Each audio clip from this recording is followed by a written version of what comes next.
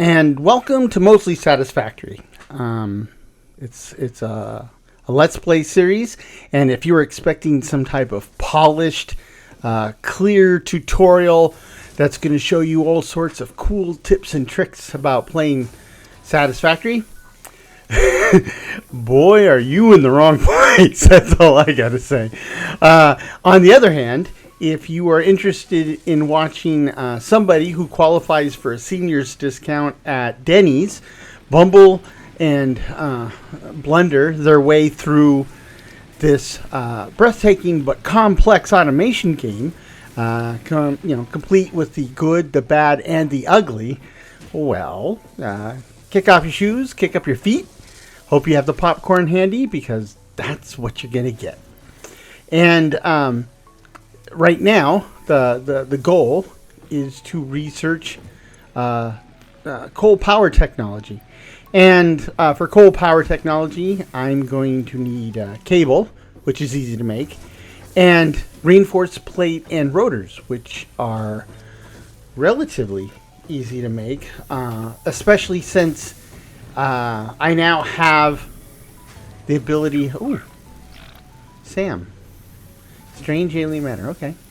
I now have the ability to make those things automatically. And in fact, what I've done is I turned off my assembler.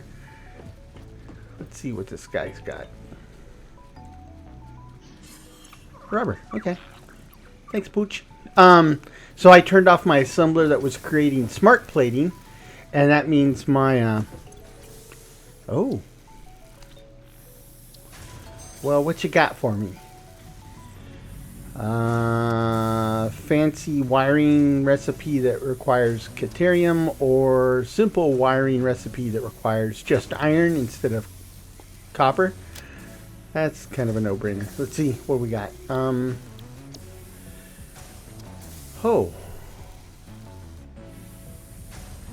Iron plate using simpler materials but slower. Let's try that. Usually have leftover wire. I'm sure that might change at some point, but anyway, turned off the smart plating so the reinforced plates and the rotors will start stacking up. And but you know, the trick is, or not the trick, the thing to remember is that my automation rig is Gamer Pooch. I don't know how he got out. We've had problems in the past with him getting out and being unfindable. I had him stuck in here for a long time, and that seemed to contain him. So, but I don't know what happened. Don't know how he got out. And trying to coax him back in is not proving easy. Anyway, like I said, we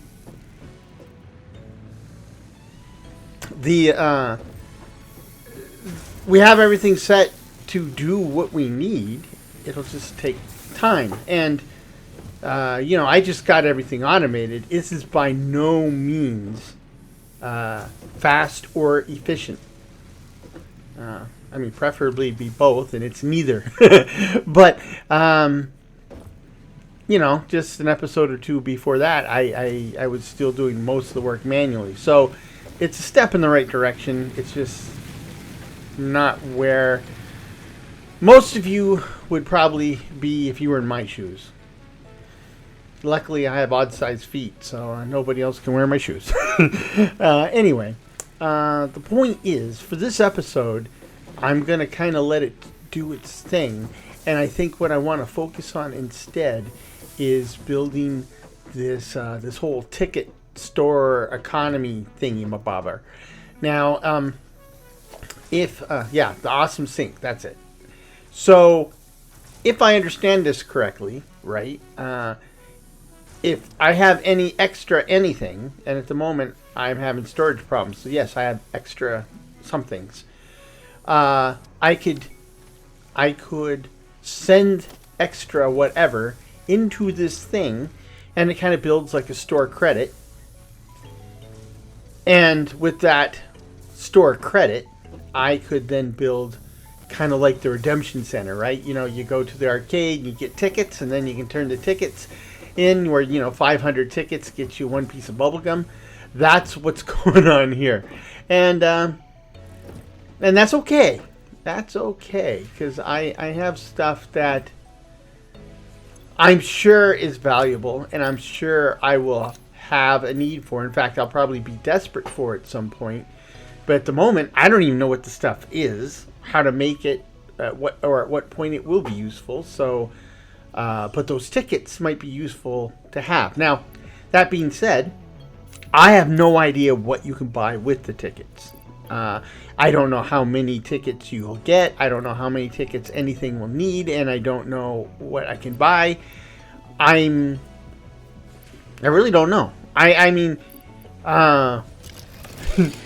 so that's the goal today, right? I'm pretty sure that it's worthwhile because it seems like everybody is talking about turning in tickets, right? So it's not like a piece of the game that people blow off. If everybody's using the system, then that means there must be something to the system that's worth using. I just don't know what it is.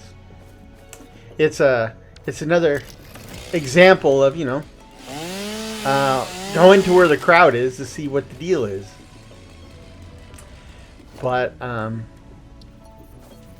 so what I'm doing down here is I'm clearing away the trees because they will be lost to us once I fill up the space with new foundations, which I need to do because I don't have enough space up there to fit this ticket thingy. So also I'll point out and thank the user who was probably getting frustrated watching me do everything the slowest and most inefficient way possible. So they told me about using different building modes and some other tricks that I will try to remember. Like the building mode I don't remember at the moment, but I'll try to do these tricks that they taught me, not so well, and maybe it'll be a bit more efficient and less painful to watch. So there you go.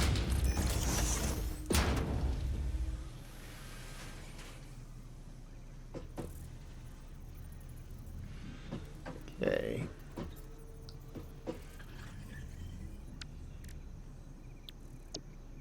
Another thing they told me was I've been laying stuff down and then applying my custom colors to it, and that's not white. That's yellow.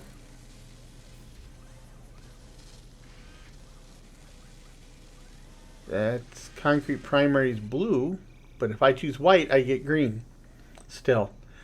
Luckily, the code for white is pretty easy to remember, and the other colors seem to work. So anyway, the point was I was building stuff. It would come out in these default blue and orange colors, which not my favorite. I mean, it's not bad, but it's not my favorite. And I would then rebrand it with my color, which I'm not thrilled with either, but I like it better.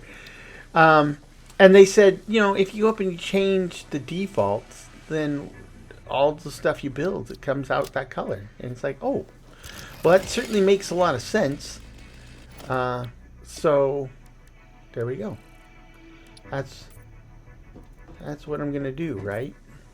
So now anything I build should come out automatically in my color scheme, like this foundation here.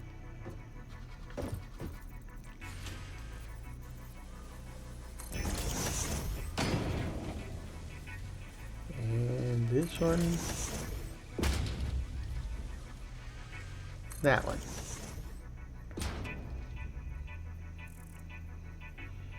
I'm trying to remember how. I'm looking at this menu here to see if there's something that talks about build mode. Oh. There you go. R did it. That R easy. Except I'm stuck. So, let me build a ramp out of here. Oops. Forgot. Okay. Let me get up here. Take away the ramp I just built. And now I'm Superman.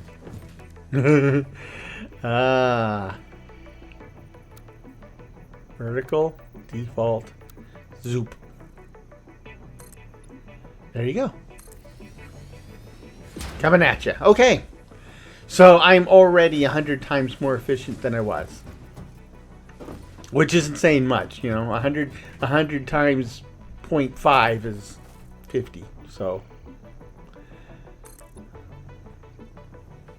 Oh, I'm still in zoop mode. Can I just build one in zoop mode? No.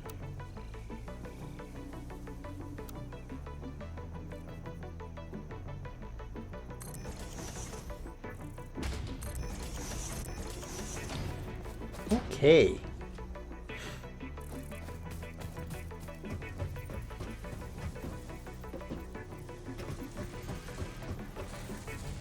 So now I should have enough room to build the awesome sink.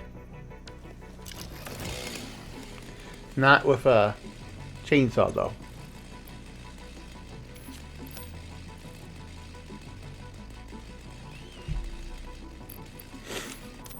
I guess my next goal is to figure out how to use the hotkeys and shortcuts for hands.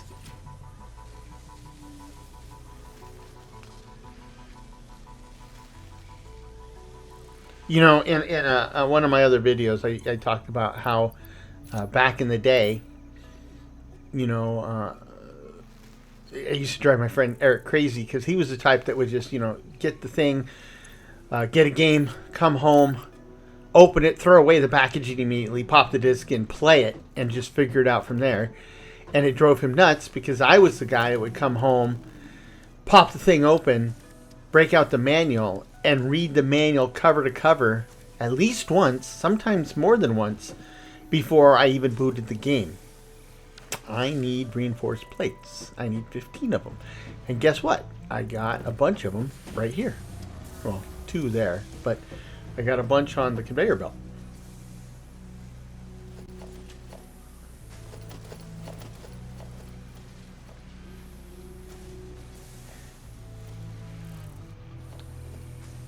So that should be more than enough. Anyway, so the point of that little story is, the irony is, here we are 40 years later, and, you know, the games don't come with manuals or anything anymore. They send you through a tutorial, and a lot of times the tutorial's pretty lightweight, and then they have some type of like reference, in-game reference that you can look things up. Oh, I need rods. And that's what we have here. We've gone through the tutorial. It got me the very, very basics. And now I could probably find out all these things that I want to know. But I'm too busy playing the game. So I don't know if this is lined up the way I want it to. The perspective is kind of throwing me off here. There we go.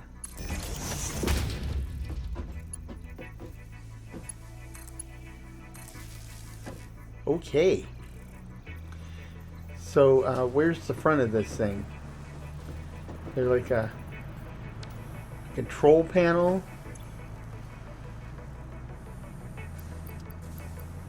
I can't put stuff in it directly. So I guess, okay, gonna have to use that input, I guess. But, nope. I guess there's no wrong way to access this thing. So all we need is a storage container, and we'll line it up. Like so. and build a conveyor between the two. And now I should be able to throw in all the weird stuff I have but don't know. Now, when choosing weird stuff to sacrifice, I'm assuming that anything that is like this, that is some type of manufactured, man-made, Earth-based technology, I will sooner or later know how to make. So that stuff can all go. But when it comes to alien flora, fauna, or resources, I'm thinking that stuff will not be traded for tickets.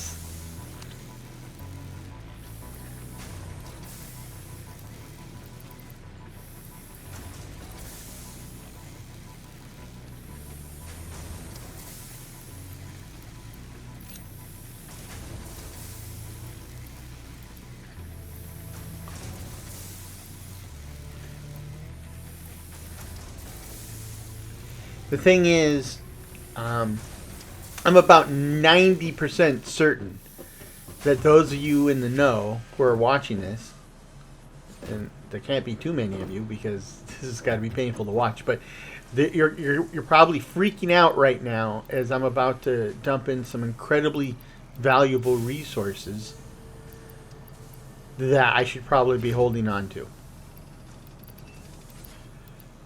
But, you know, like the story you read about that, like on Antiques Roadshow or something. The guy finds Grandpa's old stamp collection. He thinks it's worth $100. Goes in, has it appraised. It's worth $50,000, right? Yeah. Well, I just put it all in here. Let's see. So, 38 coupons already. So that's, I don't know. Is that a lot? I don't know. I just do not know. Oh, crystal oscillator. That sounds like good ticket fodder. And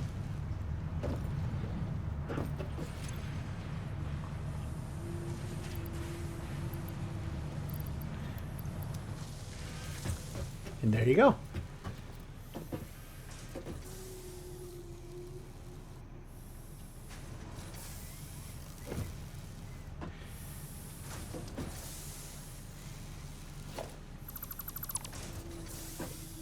Now, everything is still producing my rotors and my reinforced plate, and it'll be a while. But another thing I learned is how to make these work at right angles. Straight, I guess you can. Look at look at that. That looks civilized, structured, deliberate. Not like I had it. Okay.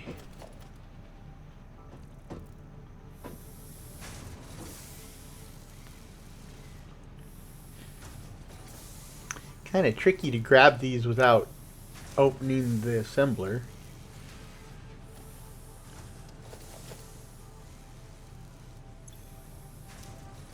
See what I'm saying?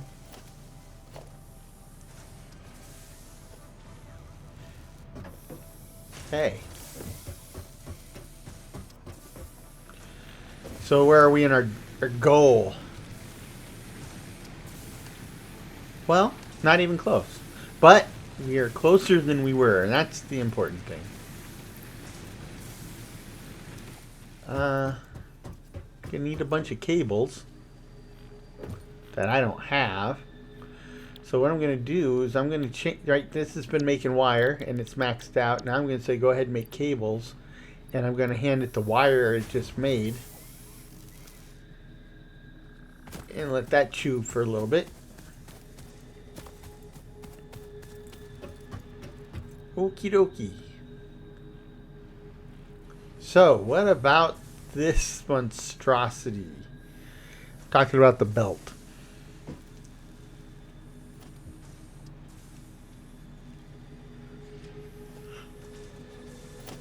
It's gotta go. Okay. So, where did we go wrong before, right? Actually, I think I should put this back. It says it's lined up, but it's lined up to the wrong thing. It's lined up to the wrong side. So, I want to line it up to this side. Okay. But I need it to be shifted over a little bit. So what I'm going to try to do here, I'm going to have a 90-degree curve and then a little bit of an S curve, right?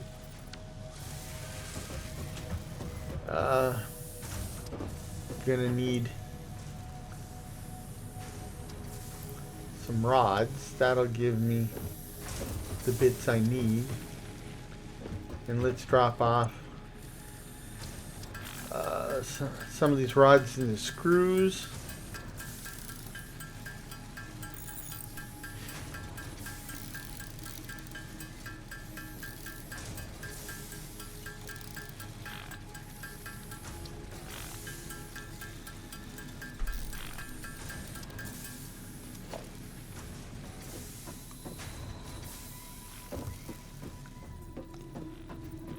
And I need some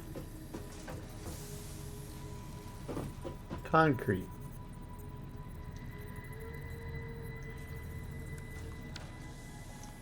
But that's easy enough to fix. Hopefully, dog won't run off of this thing.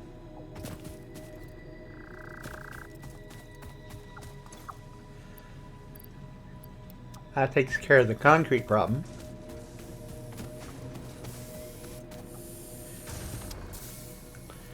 And the doggo stayed up on the platform.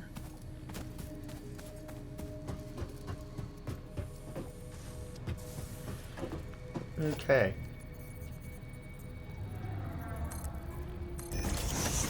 So then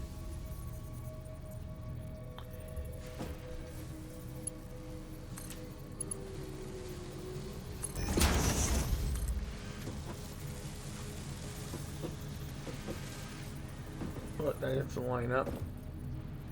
Oh, I can't connect this here. Let's do it the other way then.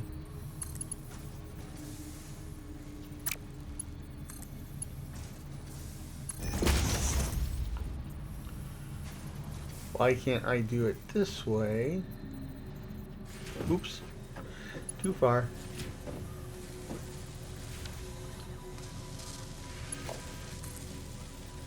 How come I can't connect it? Hey, buddy. I mean, Gus. I told you I'm going to get those names confused. Okay, let's try it this way then. From here to here. From here through the dog. Unfazed. Okay. That looks better, I think. Yep. Not radically better, but better. Well, you starting to act more like a cat than a dog.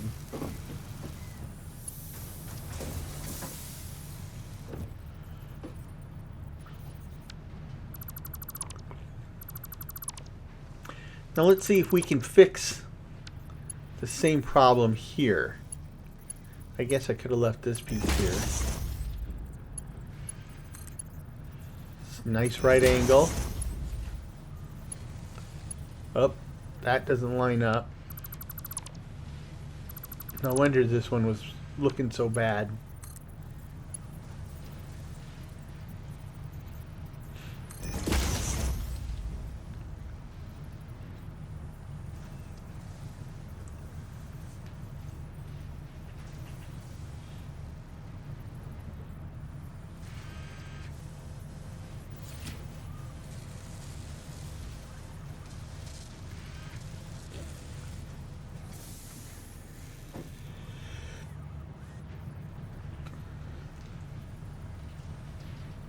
Okay, I think all I need to do is replace the corner. This is pretty straight and clean. Famous last words, I guess. Okay.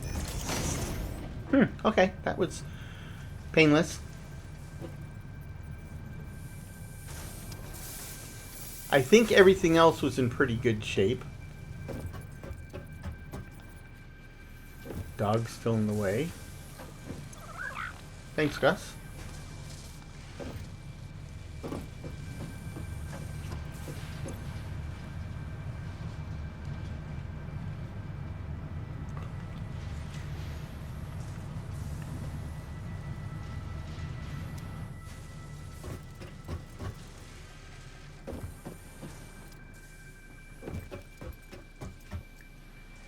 Okay, we need that cable. Almost a full stack.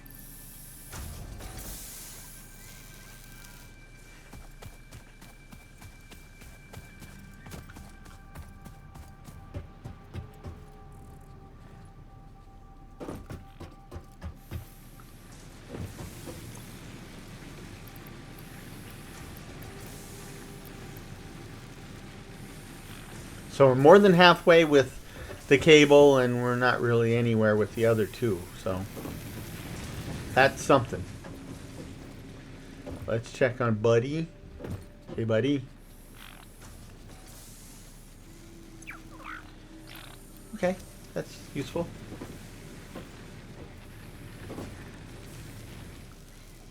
Huh. This doesn't look right. It's taken in wood, not leaves. How did that happen?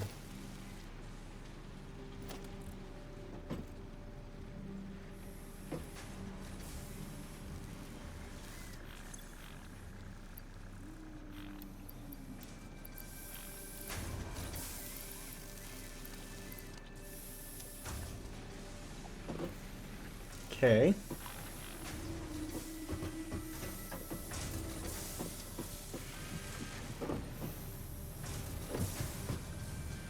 So, we're making tickets. What's our ticket count now? 64.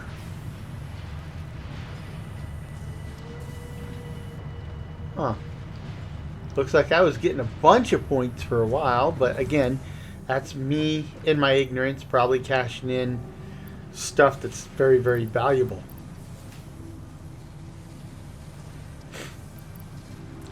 Clearly the concrete and wire is no longer cutting it.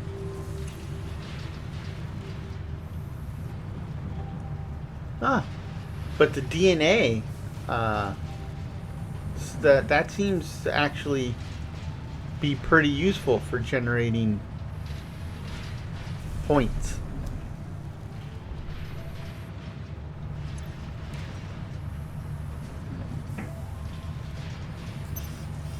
Okay, so I have 68 coupons, plus I had 30 before from Fixmas. So that gives me 98, and I have absolutely no idea what 98 will get me. I mean, my guess is because you can put anything in there, and this game is all about automation and massive amounts of automation. I wouldn't be surprised if like 98 gets me the equivalent of a sticker. Right? It's like, yeah, you're gonna need 100,000 to, to actually get anything worthwhile. So let's see how it works. The shop looks a bit like a toaster, and ironically, I need cables. Good news is I happen to know where I can get some. But they need wire. So while they'll build wire, so we can build more cable, but I have enough cable for now to build our kiosk looking thing, the toaster kiosk. I don't have enough screws though.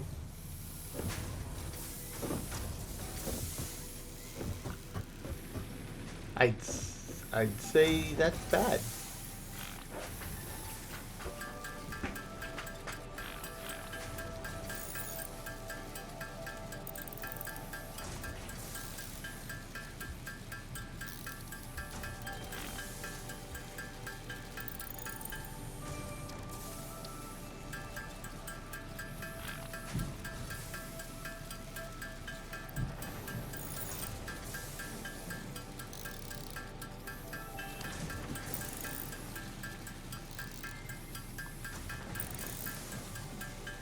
think I need 200 screws.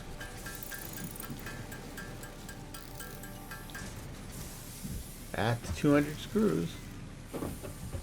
Okay, let's see if we can build the toaster kiosk.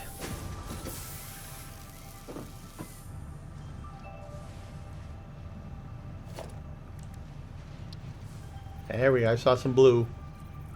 Yellow works.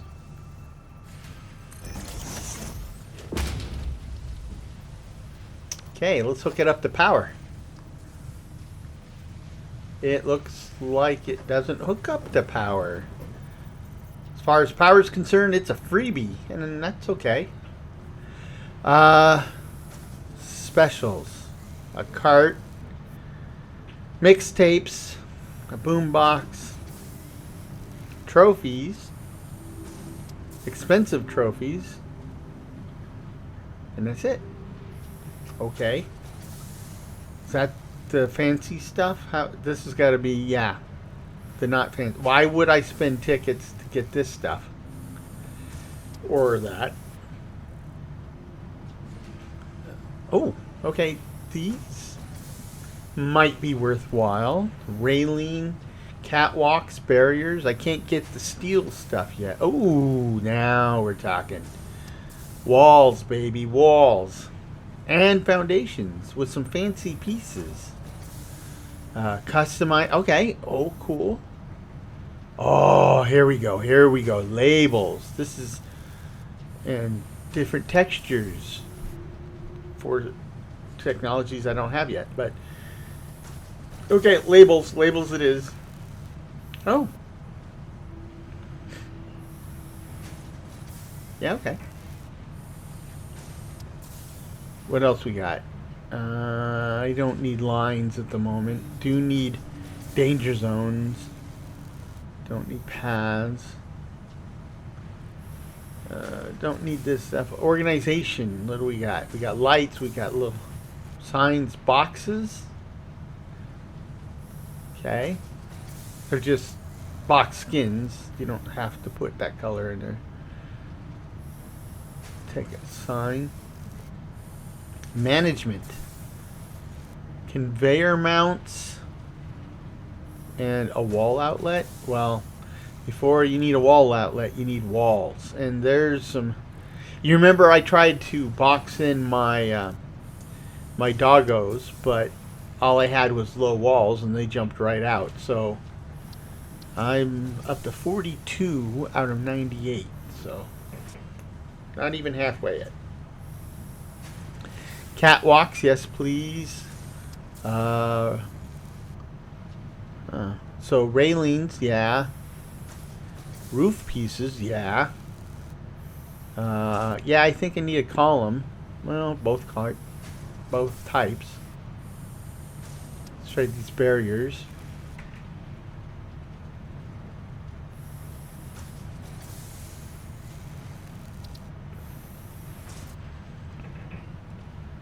Let's see, foundations. Definitely want the stairs and the half foundation, and I guess the rounded corner would be nice. The other stuff would be nice too, but I don't need it right this second. What are we at? We're at 83, so I need 15 more. Well, these conveyor mounts and this wall outlet sounds good.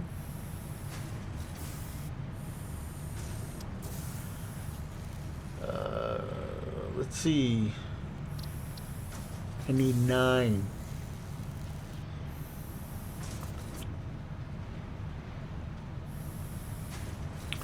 Nine more points.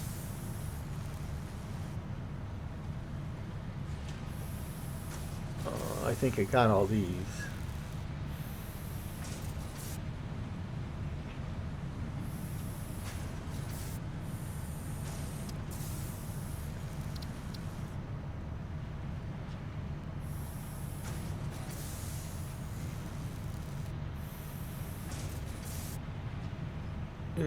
Yeah.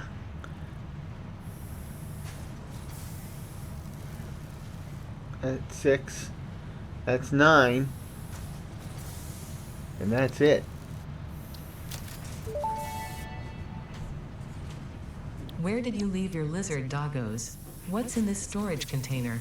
Where did you put the essential components needed to save humanity? Do you wish there was text to prevent you from constantly taking the wrong turn? Disguise your struggles to comprehend the complexity of your surroundings with signs. Okay, thank you. Important advice, I'm sure. Because, you know, she's always so helpful and motivating. In the same way that slamming your thumb with a hammer can be helpful and motivating.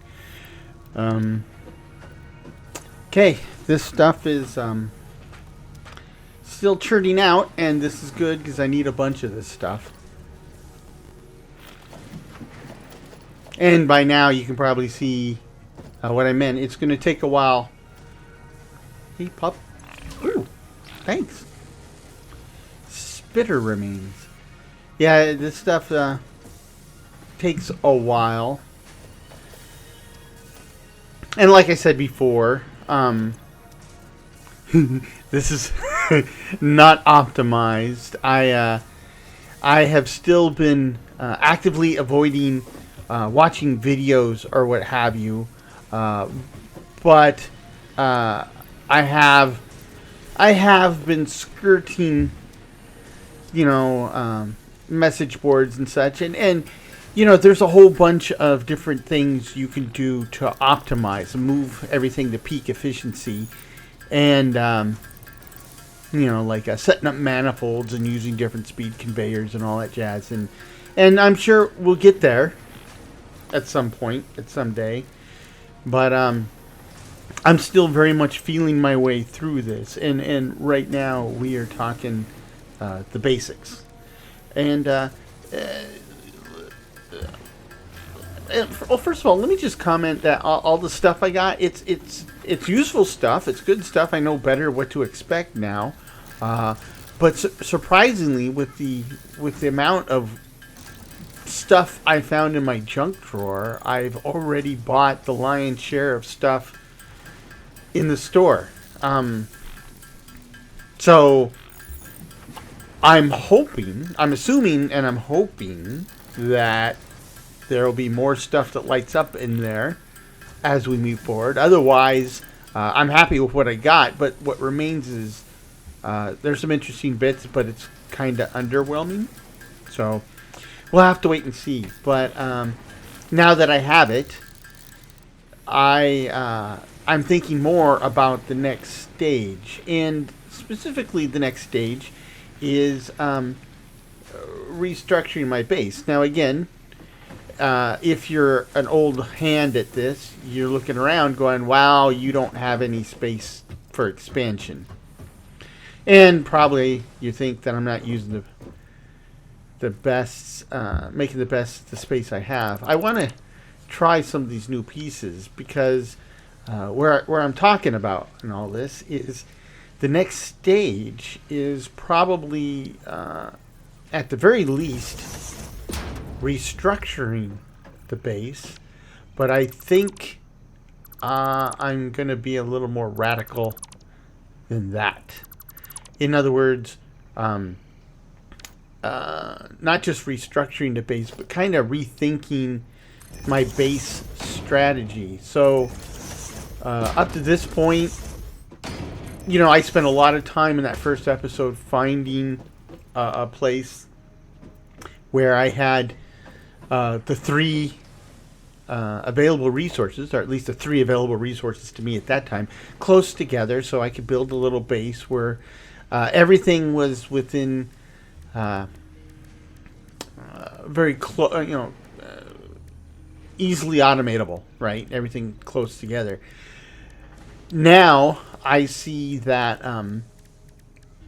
that's a great strategy for up to this point in the game, but that's not a good long-term strategy, right? Because eventually for these materials, I'm sure I'm going to that For a science fiction futuristic game, these look very 1940s. How about there you go. That looks like I expected these to look. So I like it. I guess it's a wash. Except that these modern looking ones, I only can fill a whole. It disappeared. Oh, and now it's back. Okay. Glitch, I think. And the other ones, you can do a half foundation. Anyway, that looks pretty sharp, I think. Anyhow, so my point is, realistically, I know now. Well, I suspected then that this map is gonna be very large, and it has all sorts of stuff, including resources I don't even know exist yet, and I can keep trying to shuttle. Let's go this way. Okay, I'm just gonna go for it. Ugh. Oh, no. Come here. And that's that. Ooh. Got a good look at him.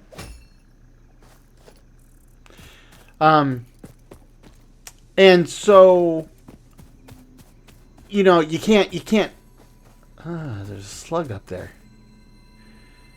But, of course I can't climb up this rock, but I've got handy dandy stairs now.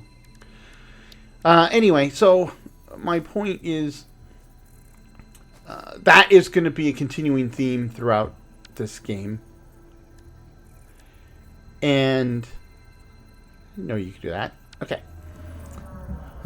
What's the problem? Why can't I do it here?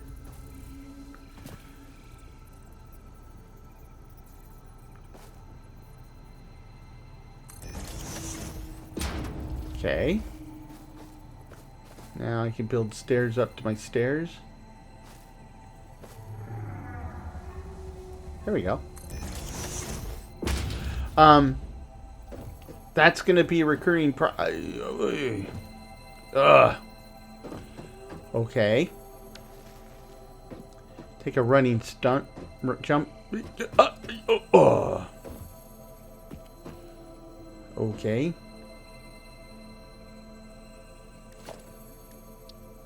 Yeah. How about them apples? Thank you.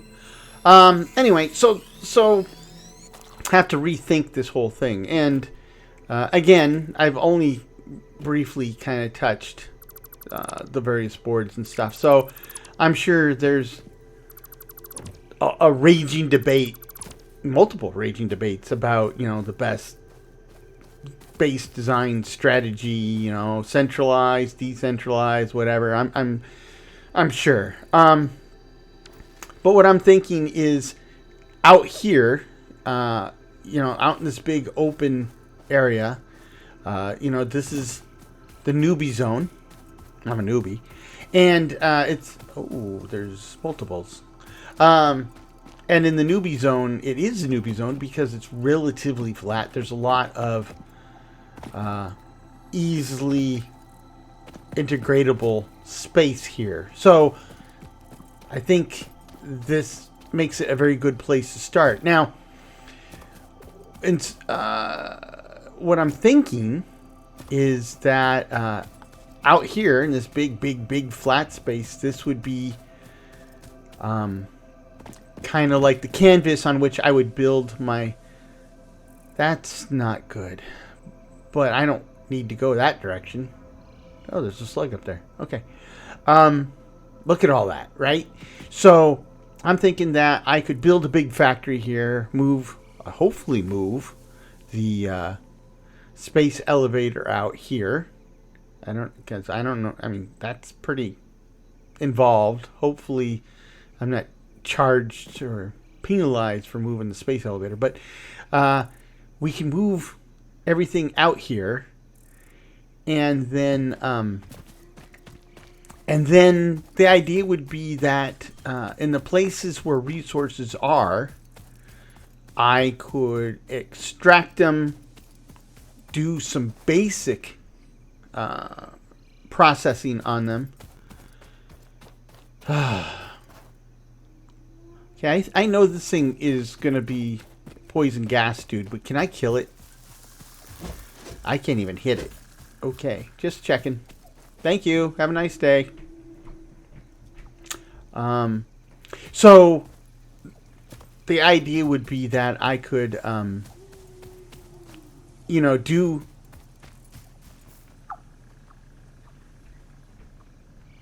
Yeah. No, thank you. No, thank you. So the idea is I could build that big factory out in the open area where I know I'll have the space, which I've established I needed. And there's a lot of immediately usable flat space, but I know that you could build upward too. So I think that could be where my central processing happens. And then all these other places where the resources are, that I would have some extraction and limited processing, and then I would cart that stuff to the centralized area. Now, how do I do that? I don't know. I mean, conveyor belts don't use power, and I know they work. And the Mark 1s are incredibly cheap. So probably conveyor belts, and eventually I know there's other transport systems, so maybe something like that later. But I'd be interested to hear in the comments what you guys think about that strategy. What I'm really kind of hoping is that there would be a mix of opinions, right? I would love to see people get in a conversation about the pros and the cons of different approaches, but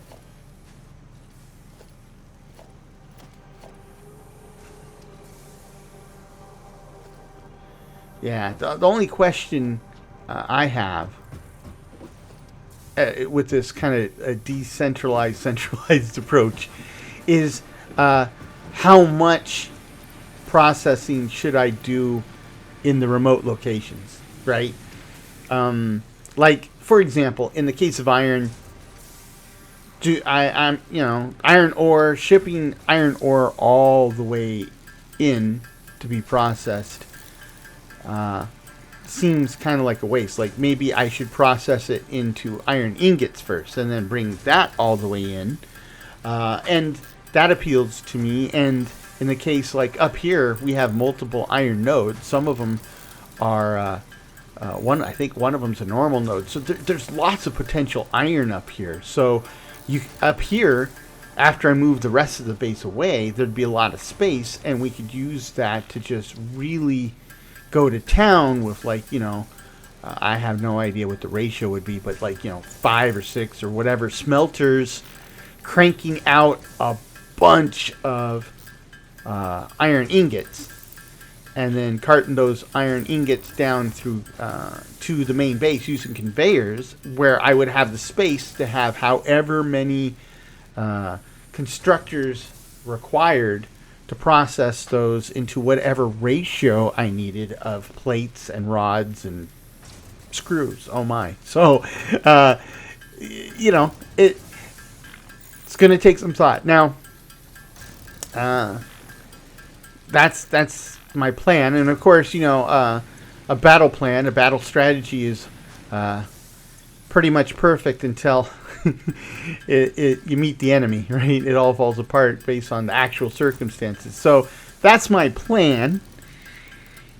And, I'm on record saying it, but who knows if it'll actually play out that way. But, yeah, I really do think that's the way to approach this. Talking about the ratios, one of the things I find interesting, and it was a little bit confusing to me when I started this game, is that, I've played games kind of like this for years and years and years. And in a lot of those games, the way production chains worked is that you would have resources and then you'd have processing facilities. And of course, it kind of formed a pyramid. So, it would take like 3 or 4 resources or resource nodes to fully fill or fully keep busy, a processing facility. And it would take 2 or 3 of those processing facilities to fully keep busy the next level of processing facility, and so on and so on. So, when you had the high level tier stuff, to keep it fully engaged, you needed this huge pyramid of resources and lower level production facilities to keep it fully engaged, right? In this game, it's kind of backwards from that, because if you look, I have a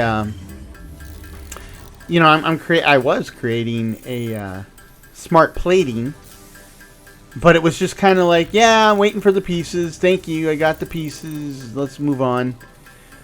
So okay, obviously I'm not giving it its stuff fast enough. But if you look, I actually have, in this case, all you need was iron. So I have 1 iron mine. I don't even think it's a normal mine. I think it's a, impure mine. And it's backed up, right? And it's backed up to the smelter. And the smelter is kind of backed up to the first constructors. So I actually have plenty of resources that I could use to keep this puppy moving, even without building another mine. It's just that now it's that optimization, right? And I think that's the key difference here, right? Because those other games, like frequently, that's the type of model you would see in, like, say, a real-time strategy game, right? And the ratio's fixed, and the ratio, and so you just like, 1, 2, 3. Okay, now I can build one of these. That's full. And you just go with it. But here, there's a lot of variables that come into play. It's not that simple, right? So I have belts that move at different speeds. I know you can overclock facilities. I'm not a fan of that idea in general, but I know you can overclock facilities, and presumably you can dial it down as well. And when you get into splitters and merges, that also changes the frequency of goods on the conveyor belt, which also impacts inputs and therefore outputs. So that's a lot of moving parts. That's I have yet to fully, obviously, tap into that. And that's the type of thing I'll be looking at into future episodes. But here we are. Didn't make a lot of forward progress, but I did make a lot of good discoveries, and gave me some time to think, and I think I know what I need to do next time. So thank you for joining me today, and I hope you come back for the next one. I think that one's going to be an interesting ride. But in the meanwhile, I hope this finds you and yours in good health, good spirits, and perhaps a touch of good fortune. Cheers.